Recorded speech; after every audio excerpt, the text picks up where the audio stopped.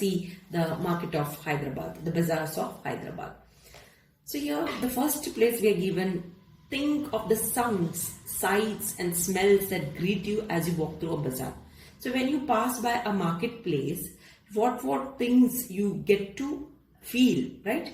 You think you can get the sounds in the marketplace, people selling the wares. You see different sights, right? Sights, the scene of different things displayed in the marketplace, different items, wares displayed, isn't it? Goods, wares means goods displayed in the marketplace. Then next thing, smells. You get different smells, isn't it? From the hotels and all. When you pass through the marketplace, you get all these smells, isn't it? Smell of maybe fish fry or chicken fry or any of the eatable items, isn't it? That greet you as you walk through a bazaar. So you get tempted often, isn't it? You get tempted by the sounds of different things you get. It is not the wares sold in the market. You get sounds of musical instruments, sounds of music, isn't it? At marketplace, you get different variety of sounds you get at the marketplace. So you get tempted to it. Maybe some toys which is creating sounds, you get tempted to that. Then you get sights. You see different things displayed, different wares, different goods displayed. You get temptation of buying them. The smells also tempt you at times for eating certain things, certain items, and accordingly you buy these items, right? So this is the scenario of our markets. So this is not only the market of Hyderabad, this is the market of all other states of India, you can see. So an Indian market, you can see the style of Indian markets, isn't it? So this is what you can see from this particular poem also.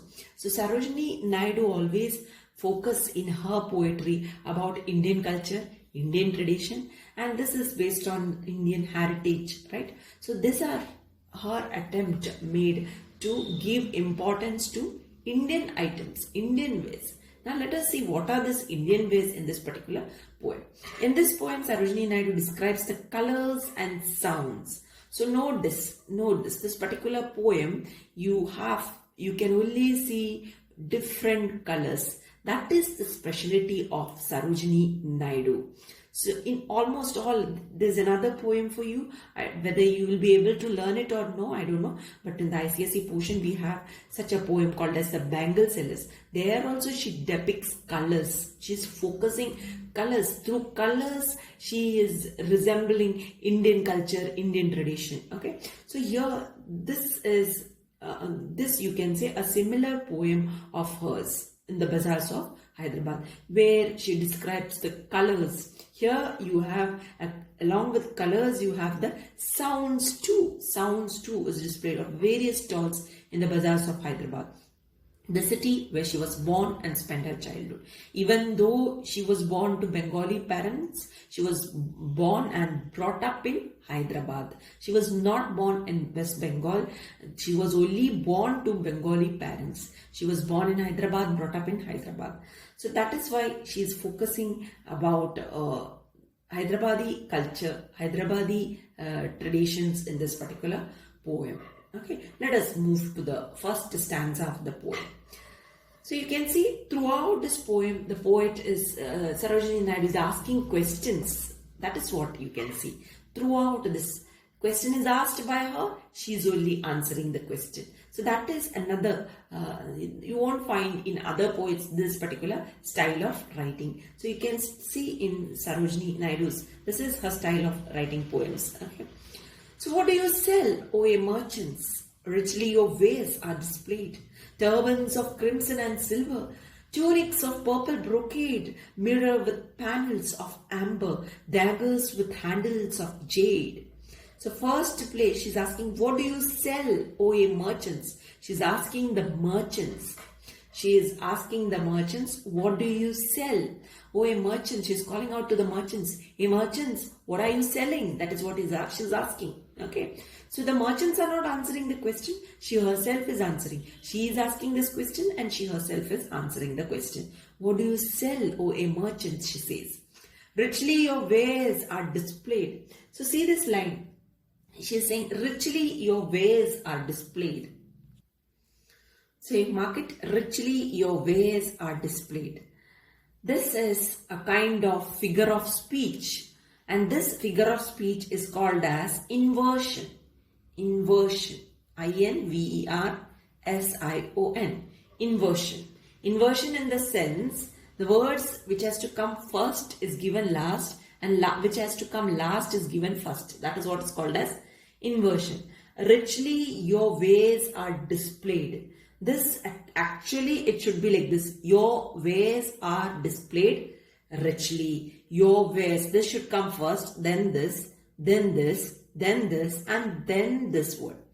To give this effect in the poem, she has used it like this. Richly your wares are displayed. Okay. So right formation is your wares are displayed richly. Okay. So this is called as inversion. It is a figure of speech.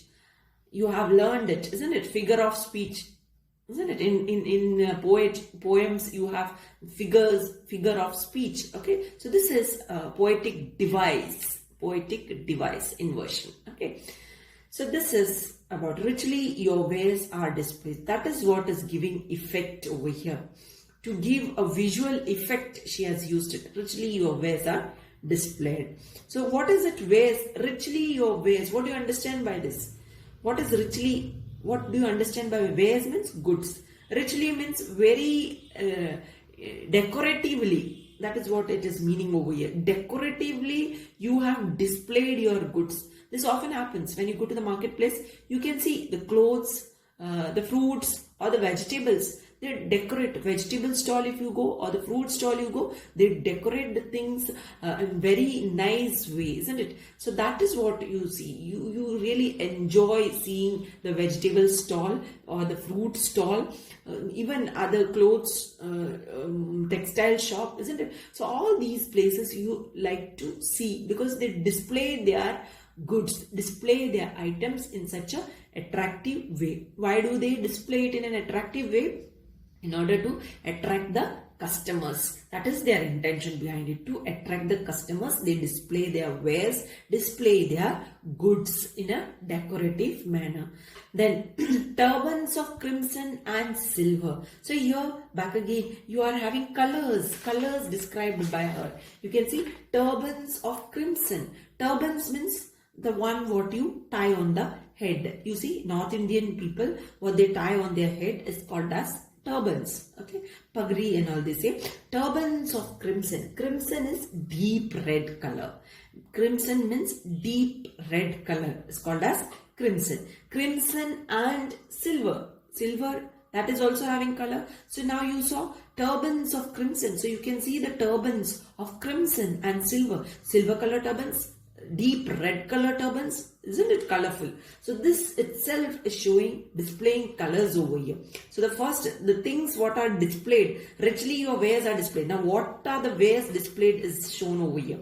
So the first ware, turbans which are crimson color, deep red color and silver color turbans. So two colors you have already got over here. Let us move to the next line. Tunics of purple brocade. So tunics, it has been mentioned over here. Tunics of purple brocade. Now tunics is what? Tunics is nothing but loose, wide sleeved garments. It is loose sleeve with full sleeve. Okay, wide sleeve it is having garment. It's a garment. Okay, so tunics of purple brocade, and these tunics are made. These are purple cloth. Brocade is heavy fabric work done on cloth material. You might have all seen brocade work on at home if you all have sisters or those girls, those who use skirts and all, brocade skirts you might have seen. Thread work done on material, on cloth material. That is what is called as brocade. Okay, so it is a raised pattern, the thread work which stands out. So here purple brocade. So with the purple thread, the brocade has been done on tunics. This is garment, loose garment, okay, on this garment. So you saw turbans, then you saw this loose garment, tunics you saw. Then mirror with panels. So here second color you saw, two colors, crimson silver, next purple. Then let us move to the next line. Mirror with panels of amber. So the next color you can see, mirror. Mirror, the mirror in which you see your face. That mirror has been spoken over here. This mirror is not just a simple mirror over here. It's a mirror with panels of amber. The border of it. Mirrors normally have borders. Okay, I will stop the explanation for today up to here. The remaining part I will explain in my next class. Thank you very much.